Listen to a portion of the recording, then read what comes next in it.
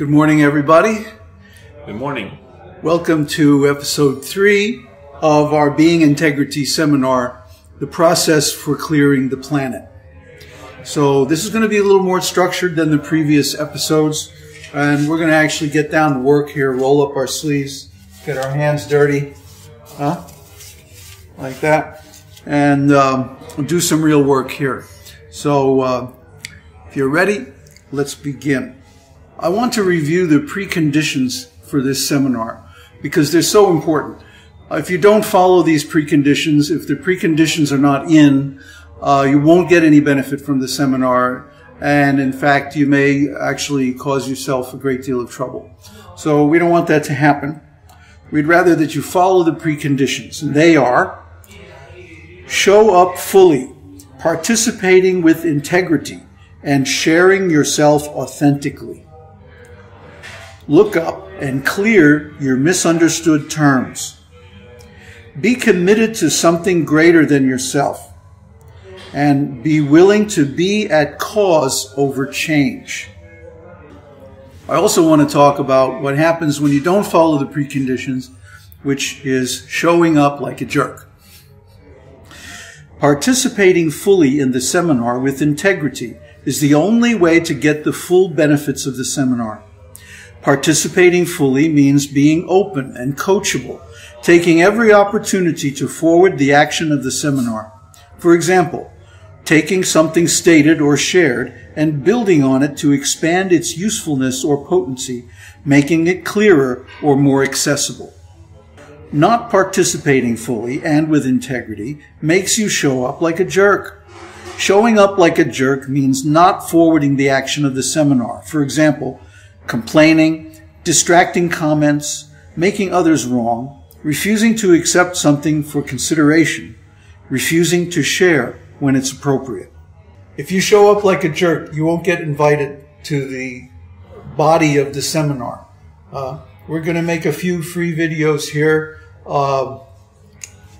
give it to the world, get rolling, and we'll see who shows up. And we'll also see how they show up. And the people who show up with a desire to forward the seminar, to forward the action, are the ones we want. So we're going to include them in the body of the work after we go into a private space. Others will not be invited. So please don't show up like a jerk. Do yourself a favor, do the work. Now, what is the Being Integrity seminar? It is transformational experiences that leave you being in integrity, clearing misunderstood terminology and developing clear communication, access to a context that uses you, and experiential education, stretching your mind. In other words, this is not an ordinary educational experience. It's not an informational seminar. It's an experiential seminar. The value of the seminar is in the experience, not in the information contained in it. The content is simply a device to get you to look at certain things, to get you to inquire into certain things, to get you to have a certain experience of yourself and life. And that experience is going to cause you to grow. We're going to get into this in more detail now. The intention of the Being Integrity seminar is to leave participants actually being with integrity and able to be themselves authentically, and to be a space where a new science of being capable of clearing the planet can show up. I'm going to read that again because it's so important. To leave participants actually being with integrity and able to be themselves authentically, and to be a space where a new science of being capable of clearing the planet can show up. Wow. That's a big intention, huh? I find it very inspiring. And I find it very interesting that this big of an intention can show up very easily in this space of integrity. integrity is so big. It's bigger than clearing the planet. It's like clearing the universe. I mean, really. Integrity is like everything. Everything desirable, everything useful, everything valuable flows from integrity. Because integrity is how you change your consciousness. We'll get into all this in great detail in the seminar. Right now I just want to establish these as the ground rules or the context. So, a very important part of our process here is clearing your terms. Well, what does that mean?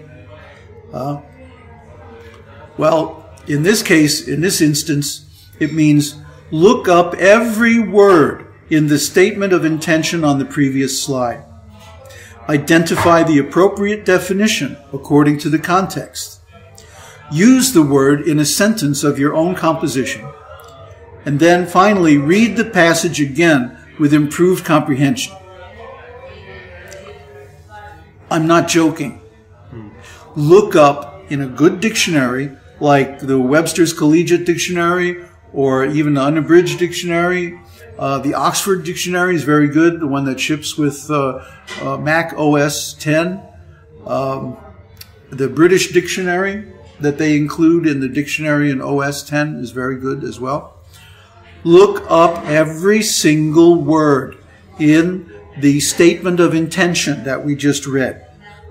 Because to form a clear intention is the most important thing we have to do at this stage in the course. So look up every single word and identify the appropriate definition according to the context in which the word appears. You've been saying this for years. I've been saying it for years, and nobody has been taking me seriously for years. And guess what? The previous experiment failed because of it. Because nobody looked up integrity, nobody looked up truthfulness, nobody looked up sharing, nobody looked up honesty or clarity, or they didn't know what those words meant. And so if I said, well, I want you to share with integrity, nobody had any idea what that meant, what that looked like. See? In the beginning, at least, we have to use words. And that means I have an idea in my mind. I'm trying to get the same idea into your mind. And for this to work, we both have to use the same definitions for the terms. So you have to look up each and every word. We don't speculate. We don't imagine. We use words in their dictionary meaning. So you have to look up every word, identify the appropriate definition. Not the one you think it should mean, but the one that it really means in that context. And then use the word in a sentence of your own composition. And then read the passage again. I'll make an example. The first term is intention. The appropriate definition, according to context, in the Webster's Dictionary anyway, is the action or fact of intending. Not the intention itself, but the action of intending. See, there's a difference. The first definition is the actual intention that you have. But we're not talking about that. We're talking about the fact or action of intending. You see, it's a meta significance. It's more ontological. So then I make up an original sentence. Intention is the mother of invention. Cute little sentence. So then go ahead and look up the rest of the words, reread the statement of intention, and tell me, does it seem more meaningful after you look up the words? I'm sure it does. Now, everybody wants to know, how does the seminar work? Are we going to do some woo-woo magical stuff and all of a sudden you're just going to go boing and the light goes on and you're going to get it? Well, yeah. That may happen. That may happen several times. I hope so. But that magic is built on some very, very simple technology. And you just have to know about it for it to make sense. And the technology is called transformational experiences. Now, I want to introduce the concept of crucibles of change. Crucible is defined here as a severe searching test. Challenging life experiences, what we term crucibles of change, seem to be a common pathway to authentic transformation for thought leaders. I'm going to explain what a thought leader is here in the following passage. So stay with us. I want to talk about crucible experiences. This seminar is designed to produce benefits similar to those resulting from crucible experiences. It is not the crucibles themselves. Rather, it is the transformative experiences thought leaders derive from these crucibles that leave one being authentic. This seminar uses similar transformative experiences, which, while personally challenging, do not involve the trauma or pain of a real crucible, to leave participants being authentically with integrity. I'm going to read some selections adapted from Crucibles of Leadership by Benison Thomas in order to explain better the concept of crucibles of growth. Everyone is tested by life, but only a few extract strength and wisdom from their most trying experiences. We call them thought leaders. In interviewing more than 40 thought leaders in business and the public sector over the past 3 years, we were surprised to find that all of them, young and old, were able to point out intense, often traumatic, always unplanned experiences that transformed them and became the sources of their distinctive abilities. For the thought leaders we interviewed, the crucible experience was a trial and a test, a point of deep self-reflection that forced them to question who they were and what mattered to them. It required them to examine their values, question their assumptions, hone their judgment. Invariably, they emerged from the crucible stronger and more sure of themselves and their purpose, changed in some fundamental way. Thought leaders find meaning in and learn from the most negative events. Like phoenixes rising from the ashes, they emerge from adversity stronger, more confident in themselves and their purpose, and more committed to their work. A crucible is, by definition, a transformative experience through which an individual comes to a new or altered sense of identity. Crucibles catalyze thought leaders into deep self-reflection. Some crucibles are violent and life-threatening, encounters with prejudice or illness. Some are episodes of self-doubt. Others are intense emotional experiences. Transformative crucibles can take many forms. Fortunately, not all crucible experiences are traumatic. In fact, they can involve a positive, if deeply challenging, experience such as having a demanding boss or mentor, a conceptual or ontological breakthrough, or falling in love. The thought leaders we interviewed described their crucible experiences as opportunities for reinvention, for taking stock of their lives and finding meaning in circumstances many people would see as daunting or even potentially incapacitating. In the most developed thought leaders, this capacity for reinvention comes to resemble eternal youth, a kind of vigor, openness, and an enduring capacity for wonder that is the antithesis of stereotypical old age. Every thought leader we interviewed displayed this quality: delight in lifelong learning, regardless of age, an appetite for growth and self-development, curiosity and passion for life. They were never bored with or depressed by life. They were full of energy, curiosity, and confidence that the world is a place of wonders spread before them like an endless feast. So I want to share about this. I want to share about my crucible experience. Your recent crucible experience? My most recent crucible experience. Well, coming to the city here has been a real crucible of change. But before that, last year, when our previous experiment, the esoteric teaching group, fell apart, it threw me into a tremendous crisis because I had seen the limitations of the religious model that we were using. And I resigned from being guru. And then about 3 or 4 months later, my so-called disciples all mutinied and basically dumped me. So I found myself not only out of disciples, but out of a context. Because I had been operating within the context of Vedic Krishna consciousness and like that for 40 years. So it was a deeply challenging experience, both emotionally, conceptually, ontologically, spiritually, philosophically, in every way possible. And it threw me into a space where for my own personal survival, I had to come up with a new way of being. I mean, there's no question about my role in life as a teacher. It's really my passion, the thing that I do best. But the context in which I teach was the question. And it was a big one. Because, you know, you get used to something after 40 years, and then suddenly you have to change it. Change your costume, change your name, change your face, change everything. In order to deal with the ontological revelations of deep inquiry into the self that I was performing.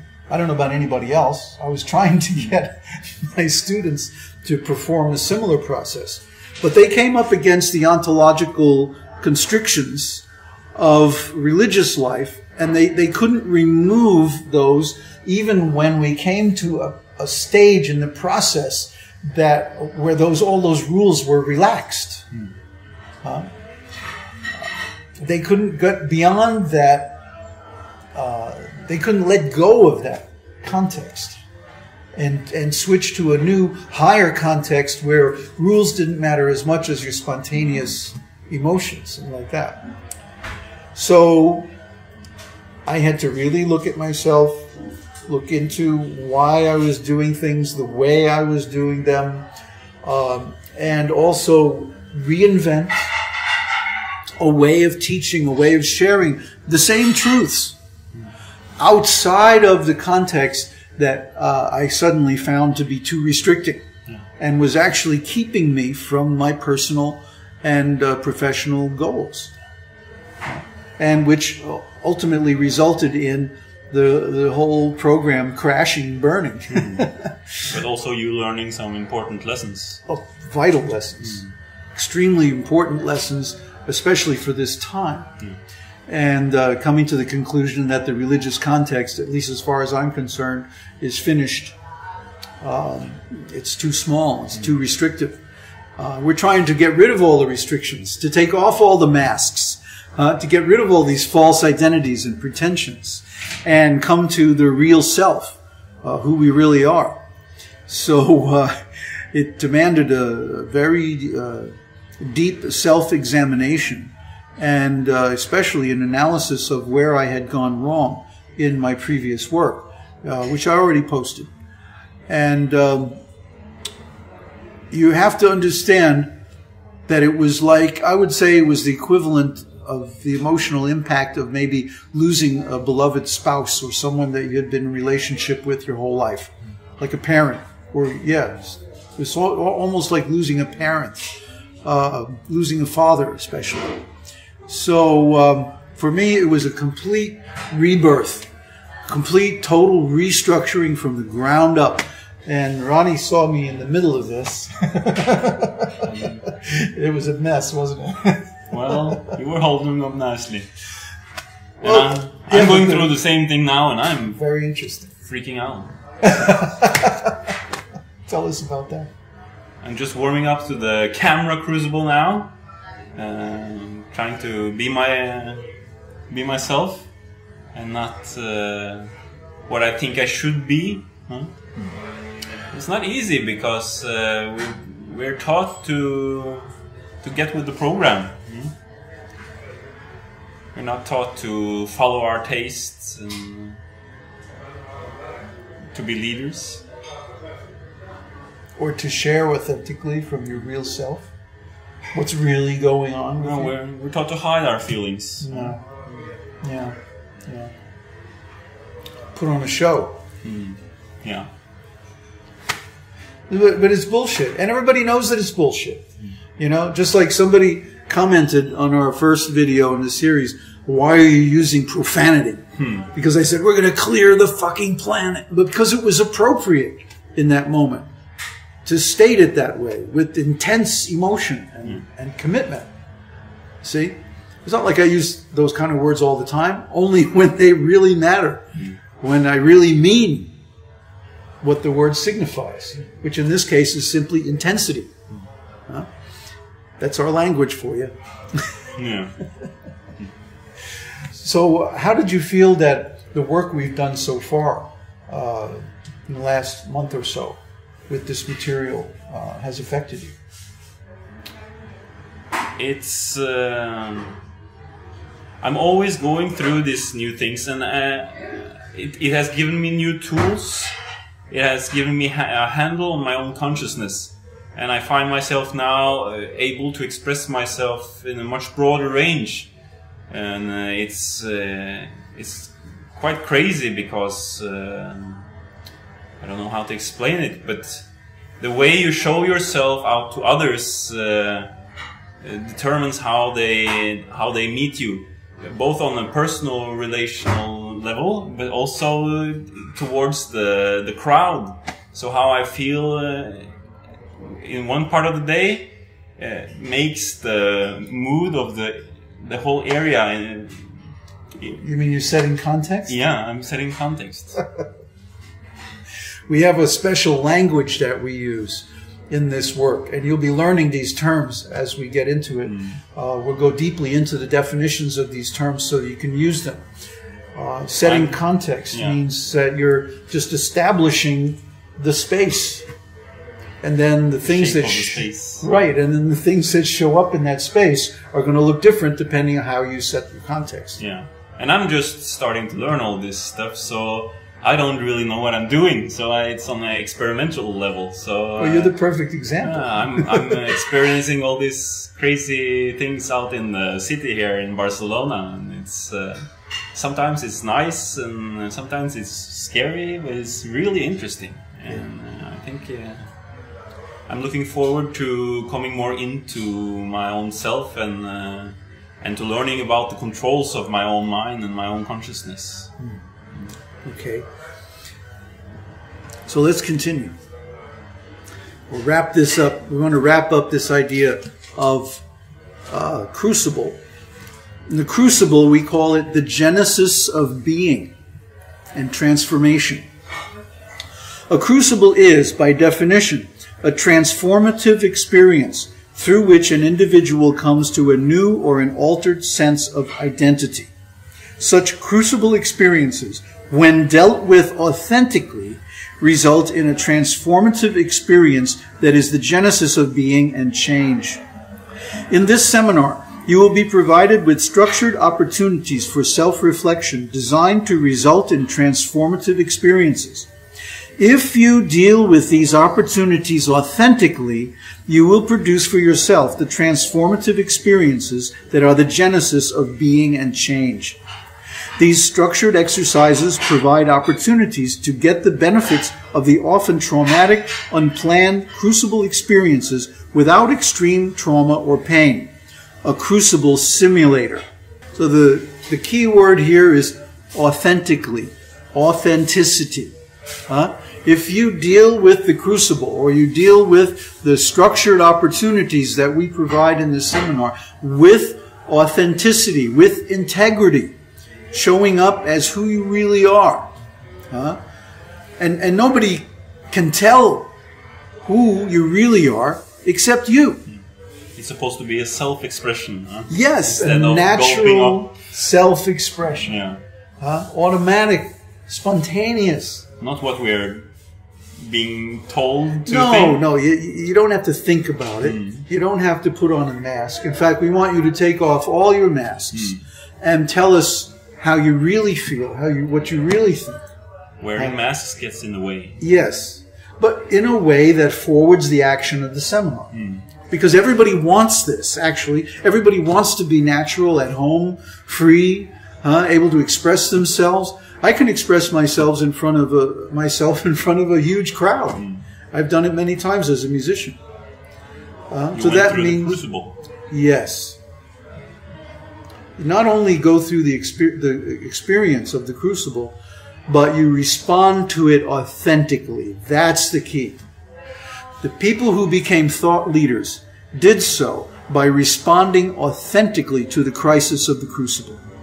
You can also choose to respond inauthentically, and then what happens is that you go back to a previous stage of your life, and you have to go through the crucible experience again in a different way. Jung calls this the shadow. The shadow is simply the parts of yourself that you have been challenged to confront, but you have chosen not to confront them authentically. And as a result, that part of you remains incomplete. Yeah, and you hide that part of yourself. Right, you don't want anybody... You don't even know it's there yourself. No, you forget about it, and it goes into the shadow. It goes into the unconscious, the subconscious. And limits your set of opportunities because you avoid those situations where that stuff comes up. Right, right. So every time you get near to any of your shadow stuff, you have this uncontrollable urge to run away and hide. And you do it by putting on masks, by being inauthentic, by lying, by delaying, avoiding, so many different coping mechanisms.